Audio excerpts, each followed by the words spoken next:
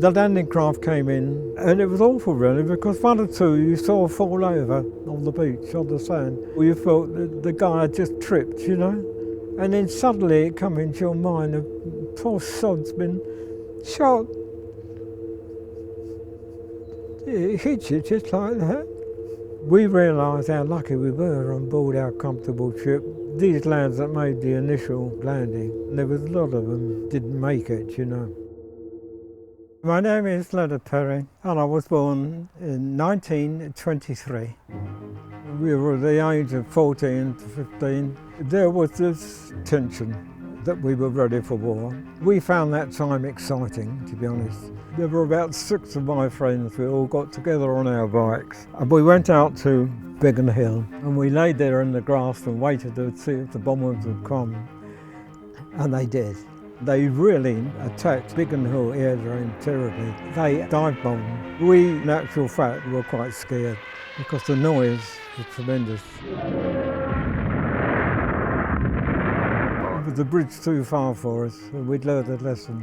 And then they started night bombing. The siren was a frightening sound, it was a wailing sound. The first full heavy raid on London was in daylight, and they attacked the docks. Then they came back at night. They needed no navigation whatsoever because the fires were so strong. They just followed where the fires were and they dropped their bombs. My brother-in-law was a fireman. He'd been up for some 3 nights when I saw him and he said that we couldn't cope. The main supply of water was broken by the bombing. They siphoned water out of the Thames and then they relayed it by pumps. The docks were burning for some 3 days before the fire brigade got them under control. The Germans then were using flying bombs. The very first one we saw, we didn't know what it was. They didn't fly terribly high, so you could see them quite plainly. They were like a torpedo in the sky. They sounded like a 2-stroke motorcycle. They used to fly over, the engine would stop, and then they would fall like a stone. That really did upset people no end. They really didn't know if they were going to be killed the next day. So I was 17 when I joined the Navy. I was then allotted to be a stoker, which meant you worked in the engine room. And then we set off for northern Russia, heading for Murmansk. Several of those boats were sunk. We had to pick up the people from the water. When we got to Murmansk, we felt sorry for the people. They were bombed regularly by the Germans. In fact, the Germans, they used to train some of their crews on a bombing run to Murmansk. We used to get a sweet ration in the Navy, Cadbury's, fruit and nut bars and things. People that have been on the convoys before said, save all your chocolate and sweets that you can for the children. We give them these sweets and their little hands used to come up. And they were so lovely, these children. They didn't need them right away. They took them home for their parents. We organised a little party for these children. The Russian girls were lovely dancers. Even if you couldn't dance, they'd take you round. We forgot the war for that evening. It was lovely. In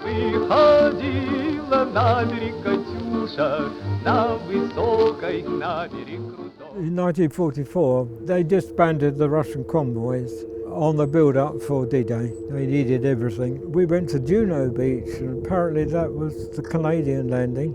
And we were instructed to fire inland, and we were firing almost at maximum range, keeping the Germans back off the beaches. We went back to escort another lot from Portsmouth. The American backup, we were taking them over. The E-boats attacked them and set fire to them, and they went down. There were hundreds of Americans in the water. It was awful to see them. They were like this in the water, drowned, floating. The fuel on the water was blazing. The men in the blazing oil, it was awful. But our skipper, Lieutenant Commander Murch, great bloke, he disobeyed all rules and he went in to pick up a load of these fellas and we pulled out a lot of these chaps. In 1944, I had a few days leave, so I went home and I was so shocked that when my mother said that my brother had been killed in Italy, He was 2 years older than me, and we were very close. Before the war, we always done things together. I go to the cemetery and sit there, and then I wander up and down the lines and look at all those names of all those young men.